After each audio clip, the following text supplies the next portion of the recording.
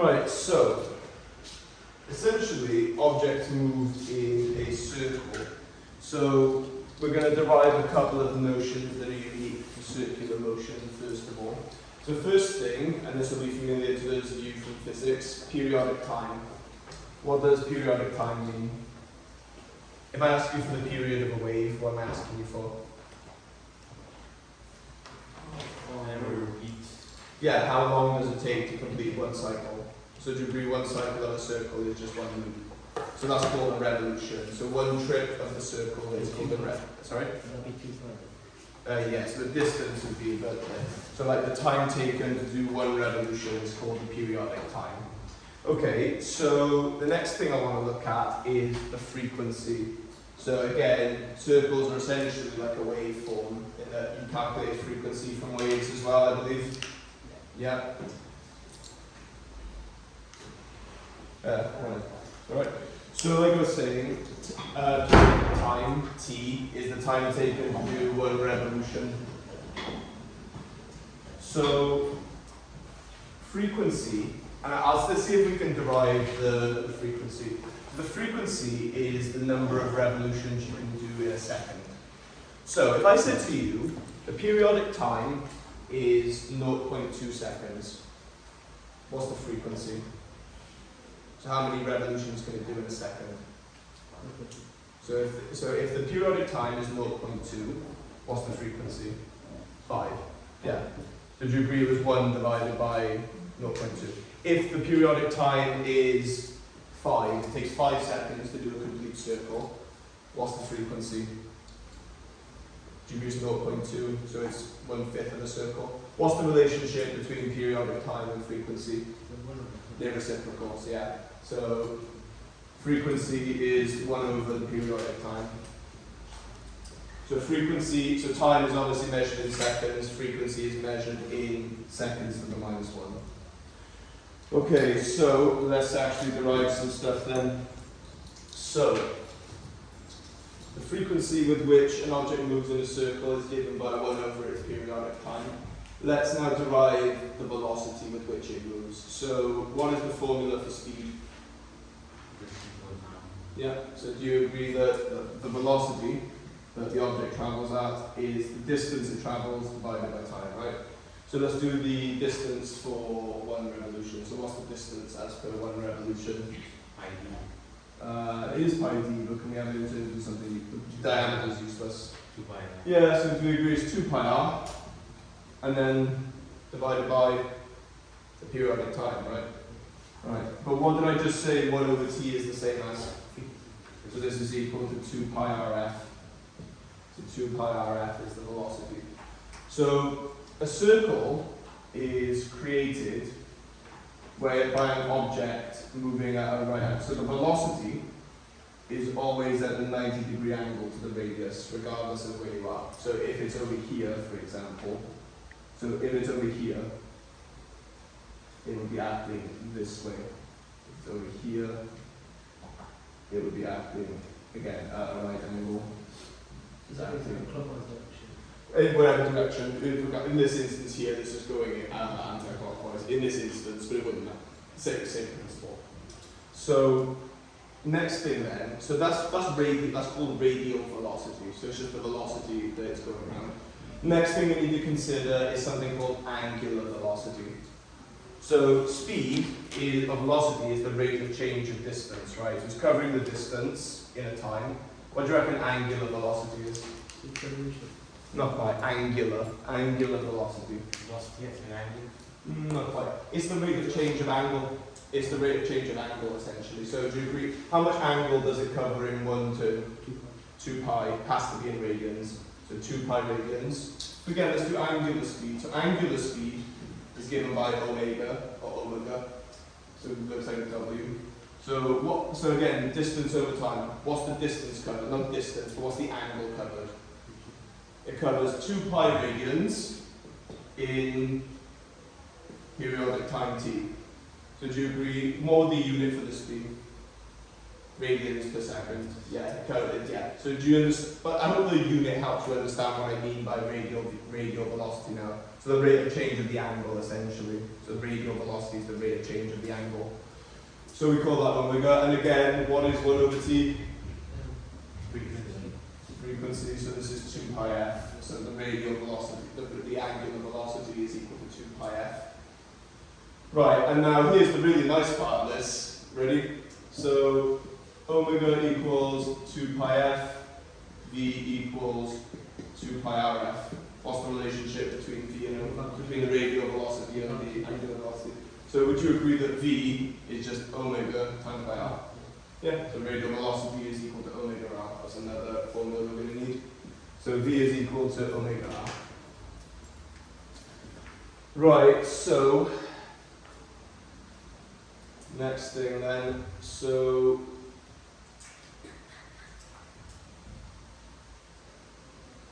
okay, let's derive some more useful formulas then. So what actually creates circular motion? What actually creates circular motions? There are two types of forces, centripetal and sorry? So there are two types of forces, there's centripetal and centrifugal. Centripetal, the force acts towards the center at all times. So if the object's here, force is acting at a right angle to the velocity. But again, if the force is here, the force is acting at a right angle to the velocity. Same here, and so on. So that's centripetal force. We will not deal with centrifugal force. Well, if centripetal force is force acting towards the center, what do you reckon centrifugal force is?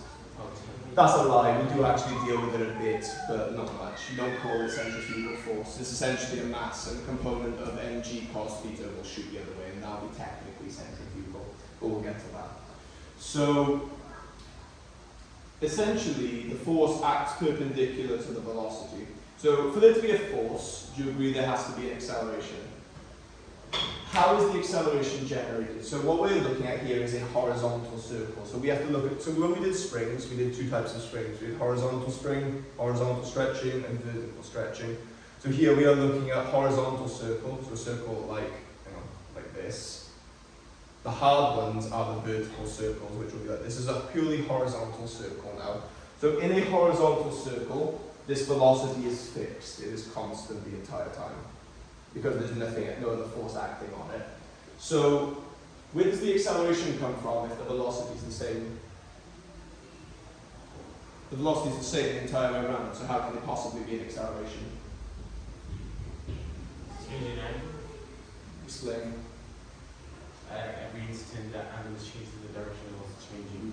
So yeah. So essentially, what is a vector? It's a magnitude and it's a size and a direction, right? So the scalar element, the size of it is the same, but what's changing constantly? Yeah, so the direction's changing, so technically the velocity's changing, right? And if that's a change in velocity, you have an acceleration, yeah. So let me prove a point. So here, let's say this velocity is 2 meters per second, right? What would it be this way? Negative 2 meters per second, so it has actually changed. Yeah, it's changed direction, exactly. So it is technically a change in velocity, technically, because the direction's changing. Right, so we're now going to derive the formula for force, for the centripetal force. So I want to go back to the start of the year when I first derived the equation of the circle for you. So does anyone remember how I did it? With Pythagoras it was. So if I've got the centre of a circle, and I've got some random position, do we agree that this length here is r, and this here, I essentially create a right angle triangle. So this would be theta, and this would be r cos of theta, and this is r sine of theta. I won't go into this, but r, and then angle connects them, so this is cos, and then straight up, this is r sine of theta, just by a bit of trigonometry, really. So, if I were to represent the position of the object as a vector, do you agree its position vector, rt, r at time t, is given by r cos of theta, I, plus r sine of theta, j. Alright with us so far? So its position at time t is given by that. And that's odd, isn't it? Why is that an odd vector? Because I've told you the displacement in terms of t, but there's no t's. So should we maybe rearrange it so we can get some t's in there? Right, so the angular velocity was 2 pi f, right? So I'm going to go back to this being 2 pi over t.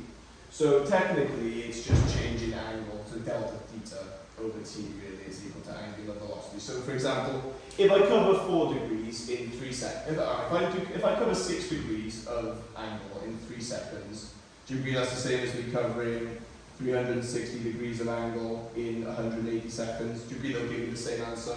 So I don't have to do the full 2 pi. My point being is just the change in angle technically. So from this, angular velocity is actually just equal to theta over t really. So do you agree theta is equal to omega t? So from this, I now know that this is equal to r cos of omega t I plus r sine of omega t j. Okay, so remember what the plan was. The plan was to derive a formula for force, right? This is a displacement vector. Do I know how to find force from a displacement vector? I differentiate until I get to acceleration, and then times by mass. So let's do it. So velocity vector. So do you remember how to differentiate cos when it's times by something? So what does cos differentiate to? Minus sine, so it's minus r. But what does it get times by? So what's the derivative of wt with respect to t? W, yeah.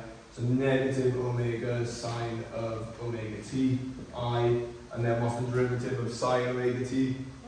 Cos, so r, so plus r omega cos of omega t, j, and now this is the velocity vector, so we need the acceleration vector.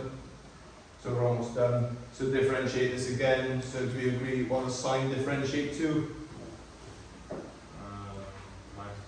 It's already marked. Ignore the minus for now. So what does sine differentiate to?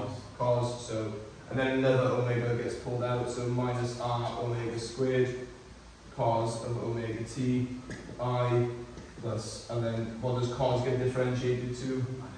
Minus sine minus omega squared sine of omega t j. So now I have a thing for the acceleration vector. So what I'm going to do now, I'm going to take the magnitude of the acceleration vector, just as a nice number, and then times by the mass. So we did this before. What's going to happen with this cos and sine? I square them and add them, and they're going to be 1, right? So let's do this formally. So r minus r omega squared cos of omega t is all squared. So the magnitude is these two squared and then added together. So the component of I, component of j squared added together. So minus r omega squared sine of omega t squared and then square rooted. So I won't, so essentially this is just going to be r omega squared all squared times by cos squared omega t plus sine squared omega t square rooted. So what happens here then? So what is cos squared plus sine squared? 1, and then r omega squared square rooted. So the acceleration is equal to omega squared r. And we're almost done. So that's an important formula. So a is equal to omega squared r. So the acceleration towards the center is equal to the radial, it's equal to the angular velocity squared times the radius. Right, and there's another one now. So what's omega equal to? According to this, it's equal to v over r. So v over r squared times r. So it's v squared over r squared times r. So it is v squared over r. So the acceleration is given. So there are two formulas for acceleration. One that uses angular velocity, one that uses radial velocity. So a equaling v squared over r. And so from that you get two equations for force as well. So force is obviously equal to mass times acceleration. So force is equal to mv squared over r, or you could also have m omega squared r, whichever one you prefer. In certain questions you'll be given either the velocity or the radial velocity, and you have to use the appropriate formula essentially. There's a lot of formulas with this, but I hope this all made sense so far. So those are your main things. Right. So I'll give it a couple seconds and then you write in whatever you need.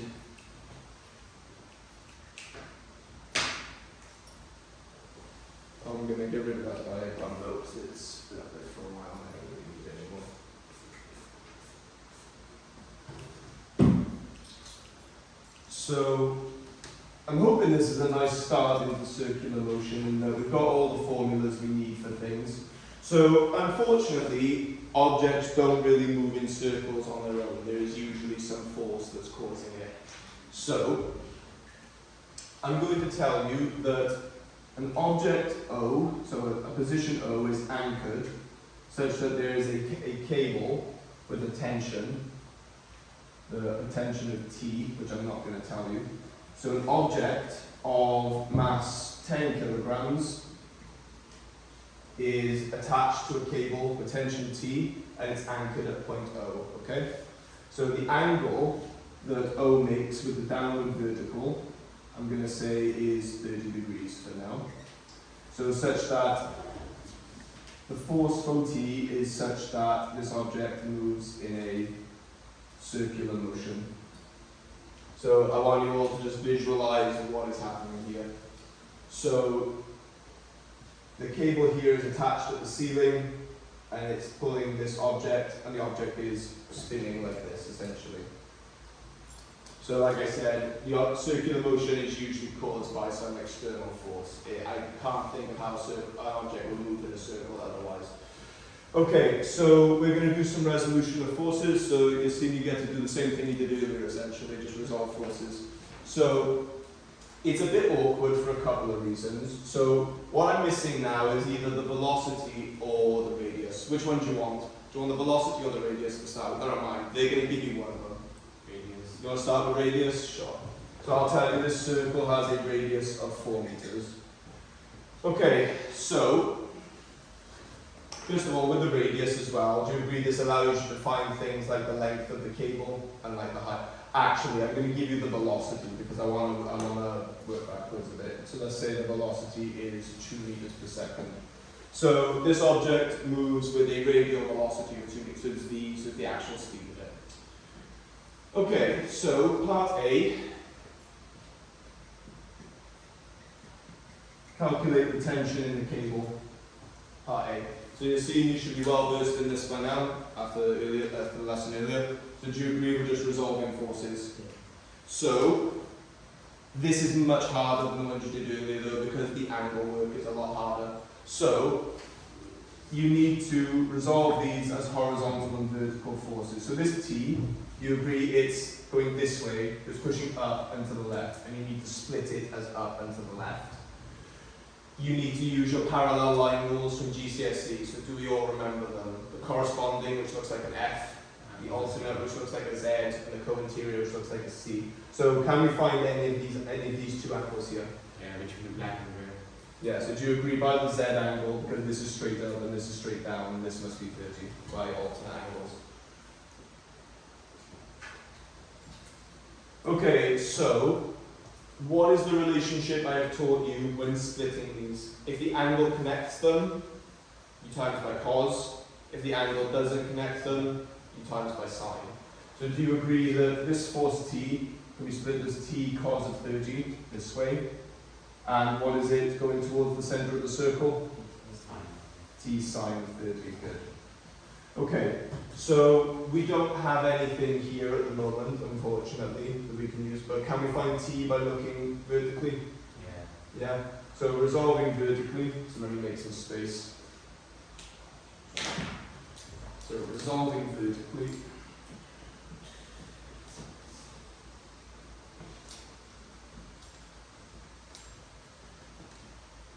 I'll do the 2 meters per second back up there now. So resolving vertically, do we agree that T cos of 30 is equal to 10g? So and then cos, so T equals 10g divided by cos of 30. So I can't get that, I'll keep it in surd form, I'll just times it. So 10 times 9.8 divided by the cos of 30, 113.2 or 1/6. So 113.16 is the tension in the cable. Right, so the next thing then, calculate acceleration, so calculate centripetal acceleration.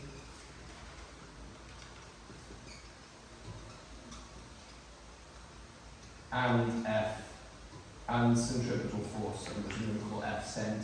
So how do we calculate the centripetal acceleration and the centripetal force?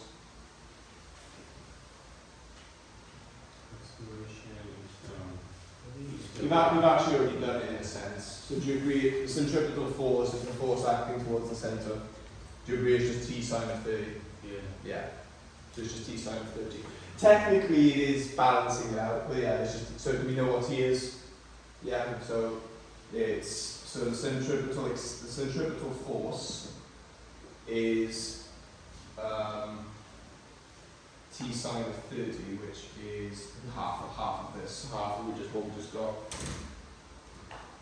So 56.86, so F equals 1/2 113.16, which is 56.858. So the force towards the centre is that. How do I use this force to find the acceleration towards the centre? Divided by mass. Yeah, so it's just F equals ma. So we've got some, so divided by the mass. So A would be equal to 5.658 meters per second, because it's 10. Okay, part C then. Calculate the radius. Calculate the radius of the circle. I'm going to calculate the radius of the circle. The A is just a bonus, to be honest. The F is all you really need. So, If you're given the V, give the A, you just find the R. so I now know the centripetal force. How can I use that to find the radius? What formula do I have that relates velocity, which I've been given, radius, and force?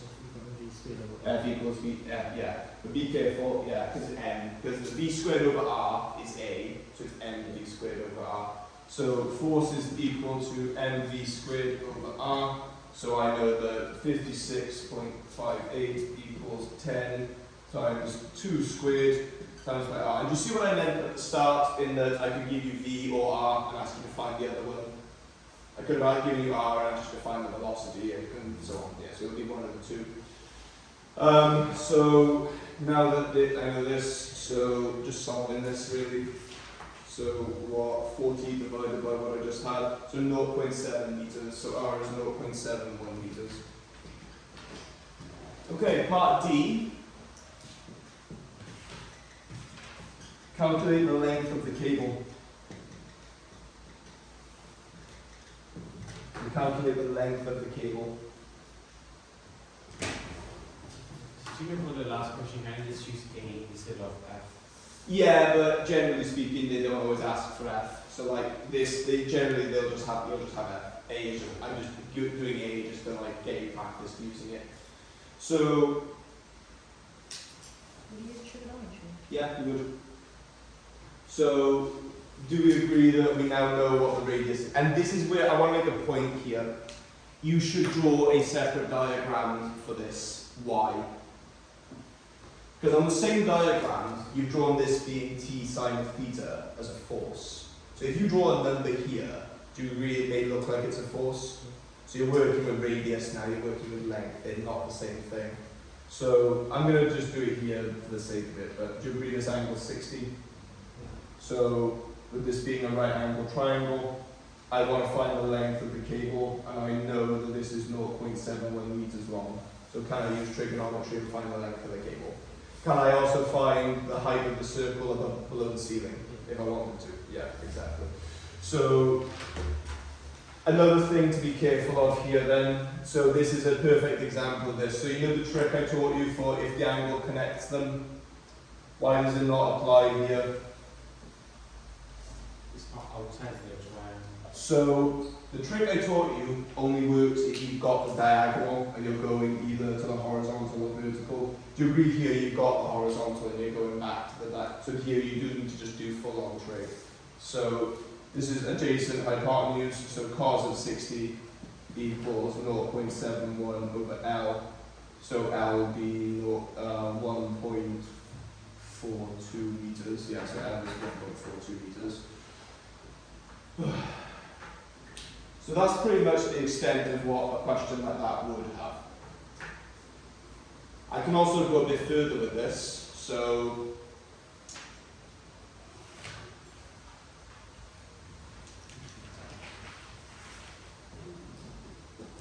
I'll let you just catch up.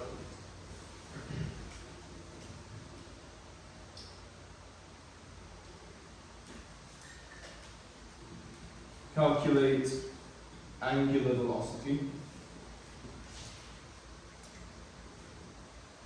Calculate the periodic time for the circle to go around the star. So there's loads of things you can be asked to calculate for this. Loads. I'm going to let you do the angular velocity, and I'm going to let you do the periodic time. Do you have all the formulas you need? I would hope so. Omega, yeah. I mean, it's what, V equals omega r, and you've got omega and r, so it's not difficult. And then omega is 2 pi over t, so yeah, again, nothing there is too difficult, I don't think.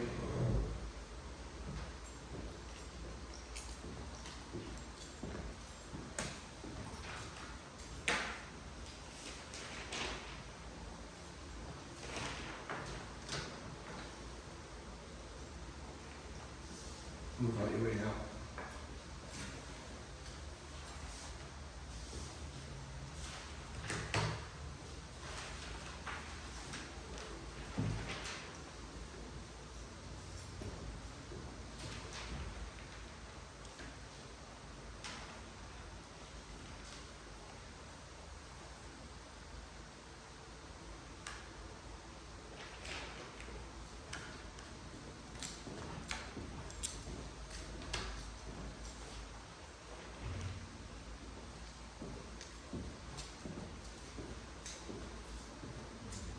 So there are 3 types of horizontal circle you need to look at. You need to look at anchored by 1 cable, anchored by 2 cables, and spinning inside a 3D shape like a sphere or a cone, which we will look at in a case-by-case basis. So we're halfway through now. I don't mind if you have an entirely separate lesson for inside shapes, to be honest. Like, we've got time, so I'd rather take the time to do this one properly.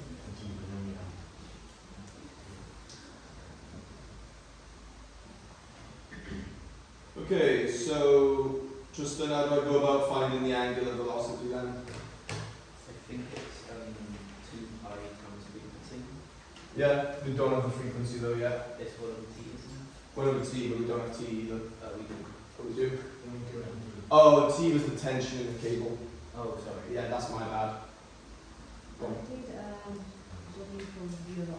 Yeah, so v equals rw. So do we know the velocity is moving at? Yeah. Do we know the radius now? Yeah. Yeah. So 2 equals, what was it, 0.71 times omega. So omega equals 2 divided by 0.71. The trick with this is just realizing what formula you've got to use. Like, there's so many formulas for this. So I get the angular speed to be 2.817 radians per second. So to be clear, to give you some idea of how fast that's going, do you agree pi is 180? So do you agree that's just under pi? So it's doing just under half a turn a second. That gives you a rough idea of how fast it's going. Right, so I want the periodic time. So how do I work out periodic time from this? Yeah, so you could do it with V2, so you could do this one with this 2, or you could do, you could do that one, or you could do this one, completely up to you. You can use the angular speed or the radial speed, up to you. Both will give you the same answer. I'll do this one because it's what I was kind of leaning towards. So 2.817 equals 2 pi divided by t, so 2 pi divided by what I just got. Oh, 0.71 pi. It's actually quite nice. So equals 0.71 pi, so that is 2.23 seconds. Yeah, so it goes around in. Why does that make sense as well? because it does just under half a turn a second. So in 2 seconds, it'll do almost a full turn and then a bit more. Yeah. Does that make sense? Right, I'm going to give you one from the start, which will be pretty much the exact same, but you're going to do it all yourself. Right, so.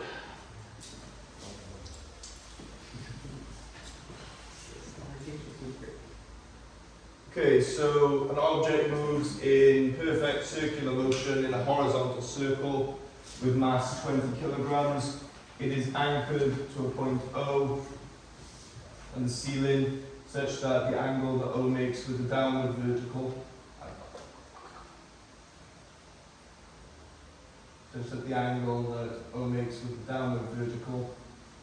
is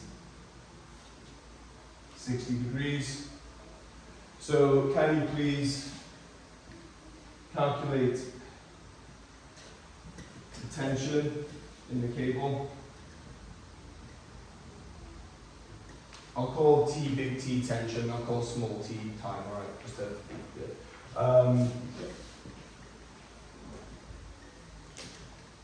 and I'm going to be blunt here. I'm not going to ask you for the centripetal force. I'm going to say straight to radius. So calculate the radius given, and also I'm going to add up here the velocity of it is 5 meters per second. Okay, so it's moving at 5 meters per second. So calculate the radius, calculate the length of the cable.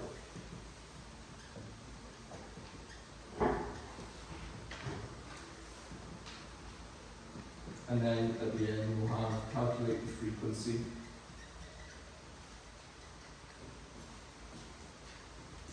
So calculate the tension in the cable, calculate the radius of the circle that it moves in, calculate the length of the cable, and then calculate the frequency with which the circle moves. So how many revolutions will it do in a second?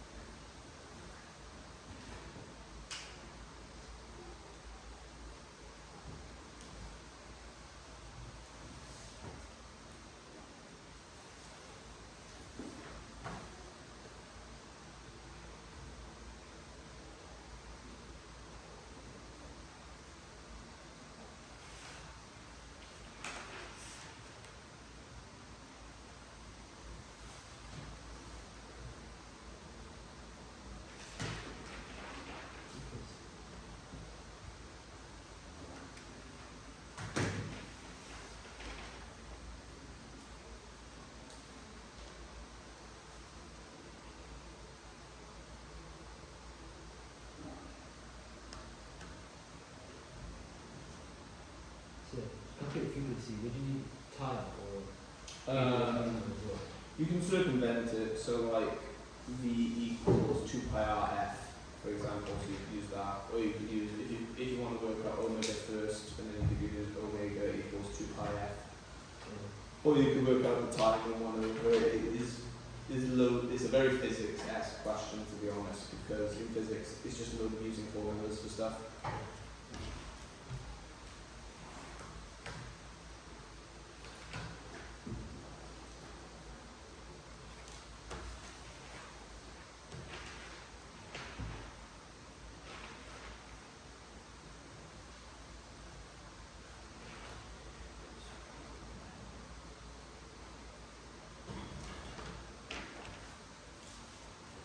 So, I believe, yeah, so motion in a circle, you're given that V equals omega R, and you're given that A is equal to V squared over R and omega squared R. You're given those in the formula booklet.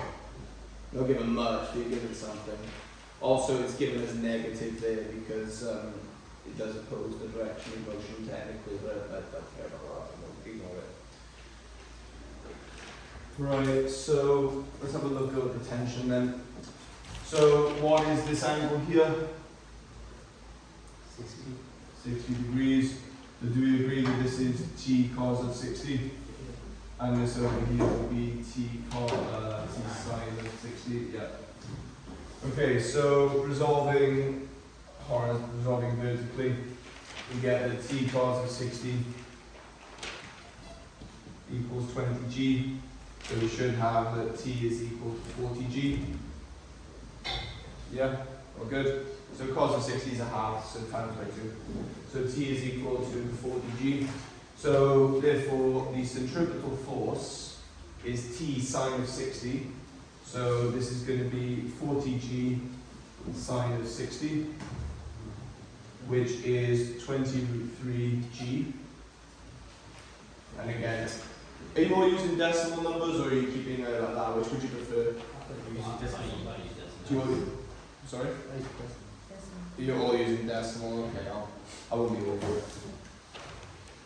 To be clear, on mechanics, they love the exact form. In the examiner's notes, they moan all the time that people don't use exact form or they don't signpost, so like this, they moan it, so they do like it when you do that. Like it help, they're more inclined to give you marks. So times 9.8, so 339.5. And this 40G was, what? 392, yeah. Okay, so the centripetal force towards the center is 339.5 newtons. So do you agree now what we use is F equals mv squared over r? Why am I using this one and not omega squared r? Because I'm given what v is, so we use that. So 339.5 equals 20 times by 5 squared divided by r. So 20 times 5 squared divided by answer. So I get the radius to be 1.47 meters. The radius was 1. And that's the exact answer. My answer is quite exact. So yours may be slightly different due to rounding. But I've used the ANS button on my calculator, so my answer is spot on. So R was 1.47. Did we get that? Yeah. Okay, good. Okay, calculate the length of the cable, and as I recommended, draw a separate diagram for this. So this was 30 degrees, this was 1.47, so we're using cos, so cos of 30 equals 1.47 L over L, so L is equal to 1.47 divided by cos of 30. Oh, it's actually a relatively nice fraction as well. So the length was 1.7 meters, pretty much exactly 1.70068, so pretty spot on. Okay, calculate the frequency with which it moves around the circle. So how do we do it? Equals 2 pi r. Yeah, good. So V equals 2 pi RF.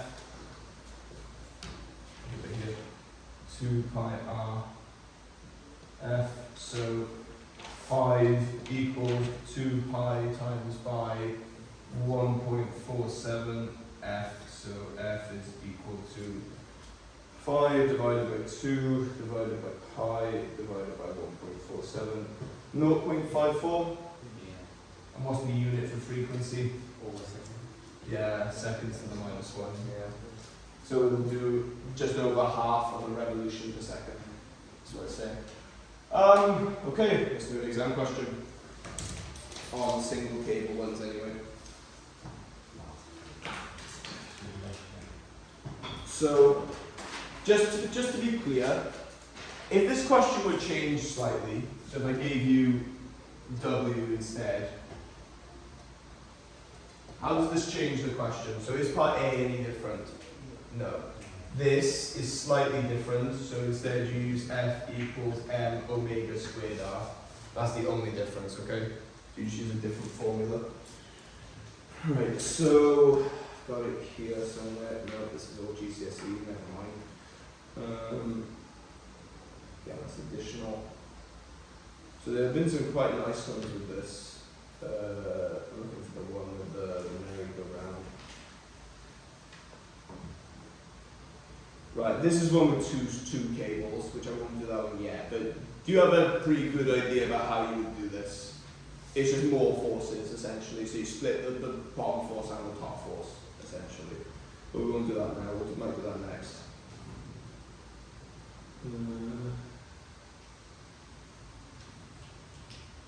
Looking for the one with the merry-go-round. This is the hardest question I've ever seen, by the way. This is a vertical circle question. So this is what I mean by a proof question. So you've got to prove that the reaction force is that. Why do you think vertical circles are much harder? Gravity, yeah, exactly. Yeah, this is it. So this is quite a nice one. So diagram shows a fairground ride that consists of a number of seats suspended by chains that swing out as the centre rotates. So when the ride rotates at a constant angular speed, omega equals 1.48. So they're giving you omega this time, so you've got to use a different formula. The seats move in a horizontal circle with each chain making an angle theta with the vertical. Your diagram will look exactly like this. So don't draw the full thing, just draw that. Just draw it at a particular instant.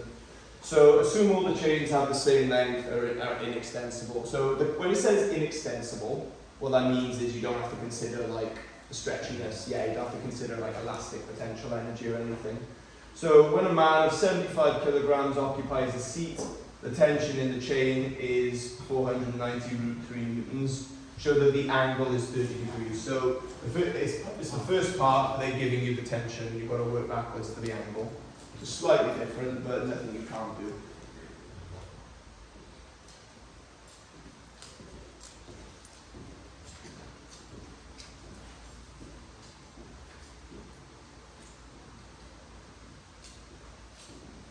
So finding the length for part B, you've got to find the radius first and use trig, if you remember. So for part B, you find the radius, then use trig.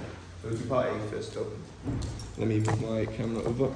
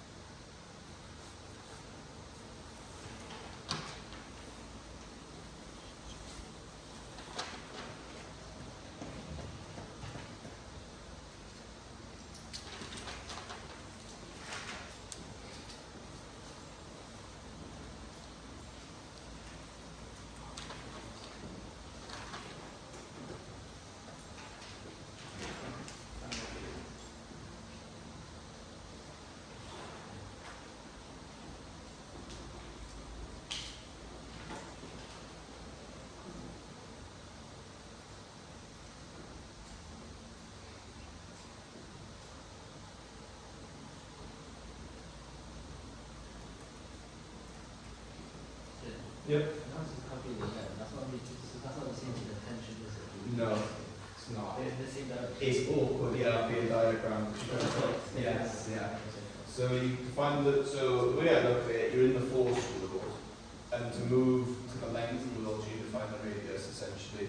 And the bridge between the force world and the length world is this, essentially. That's the way I see it. Do you want me to check your answer, Joshua? Yeah.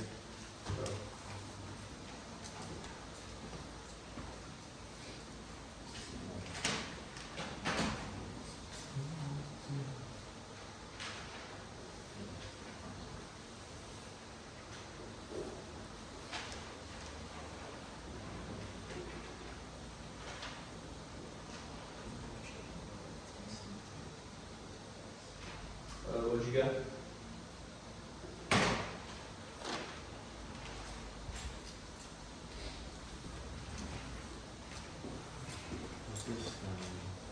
Yeah, I get 0.77, but yeah.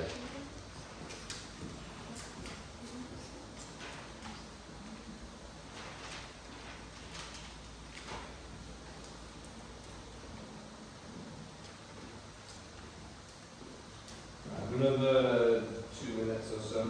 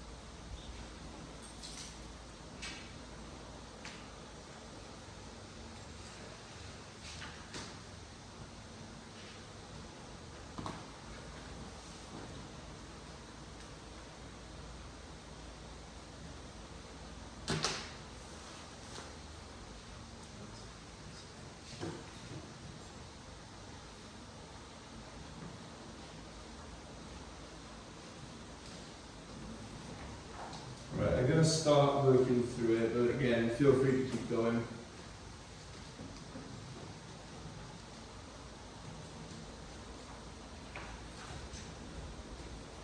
So, I've got a position here, creates a circular path at an angle. Is theta with the downward vertical? An angle theta with the vertical here. So, right angle triangle here. And I want to make a point of this, right? So, you know, I said there are 3 types of horizontal circle we've got to look at. So, horizontal, vertical, one cable, 2 cable, and inside a shape. Do you see how that's technically a shape already? Do you see how technically it's just inside a cone? Yeah. Yeah, so there is going to be some cone maths coming up as well, and inside a sphere as well. So the tension in the cable is given as, was it 490.3, I believe? Yeah. So, and anything else given? So this is 75 G. Okay, so Also give angular speed. angular speed is given as 1.4. Right, so by alternate angles, this is also theta. So do we agree that 490√3 cos of theta is equal to 75G?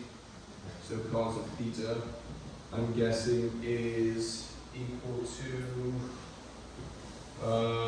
I'm guessing this is equal to the square root of 3/2. Yeah. Yeah, so then theta is 30. Yeah, so theta is 30. So do you want to remove the camera? Oh yeah, thank you. Thank you for reminding me. I've been terrible at that lately. Honestly, the upload speed for yesterday's video is shocking. It's still uploading now, like 24 hours later. It's ridiculous. It's because I haven't been anywhere with Wi-Fi. Right, so that was 30 degrees, that calculated the length of each chain. So we don't actually have any lengths here. If we had a length here, we could calculate this comfortably. We could just work through it. But we don't, unfortunately. So we have to find the radius. So this was 30, so that means this is 60, this is 30. Right, so let's find the radius then. So to find the radius, we need to use the centripetal force formula. So this force here, do we agree, is going to be 490 root 3 sine of 30. You could also do cos of 60, both are the same thing. So I believe that's half, so do we agree the force would be 245 root 3 newtons? Yeah, how come it's not sine of 60? That's 30, right? So sine's the sine of 30, isn't it? Because the angle connects these two, so it'd be sine, yeah, it'd be sine of 30, which is half. So 245 root 3 newtons. Right, so that's the force, so this is equal, so 245 root 3 is equal to 75, and then we have to use omega squared r because it's what we're given. So 1.4 squared times radius. 75 times 1.96, so 245 square root 3 divided by 75.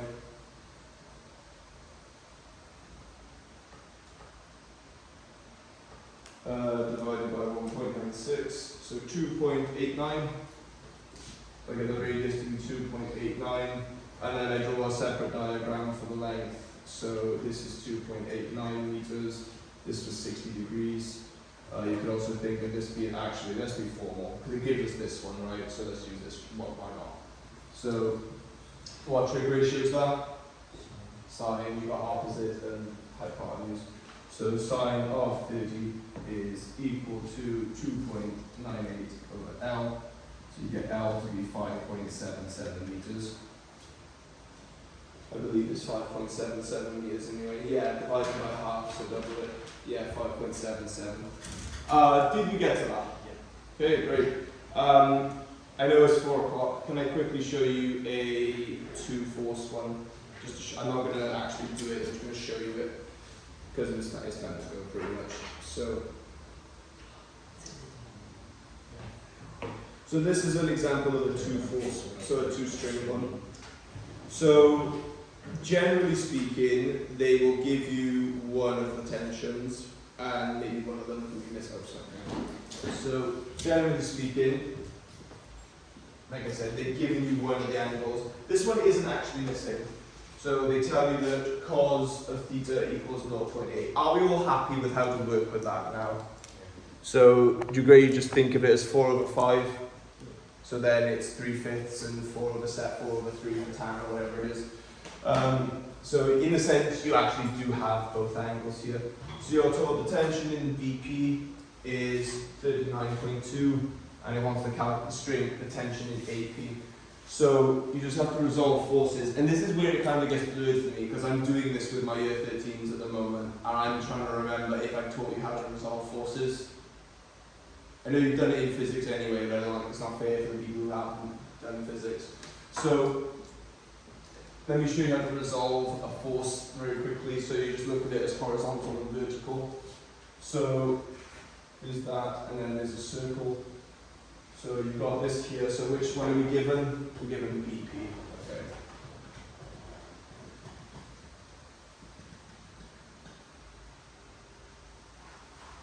Okay. Okay, so in this sense here, we've got a frustum type shape, so a compound cone.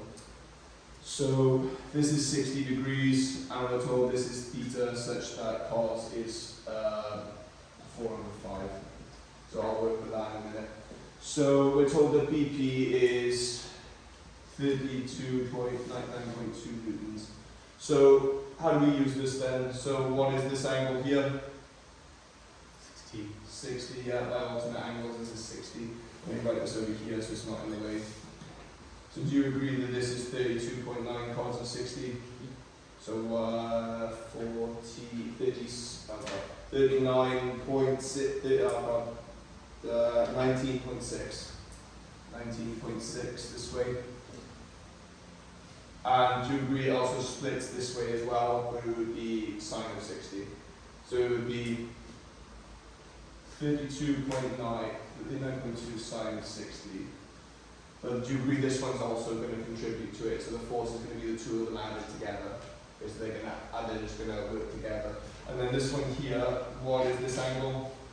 The same theta, right? And now we want to find what AP is, so let's call this T. So do you agree this is T cos of theta? And we're told what cos of theta is, it's, yeah, so this is 0.8 T.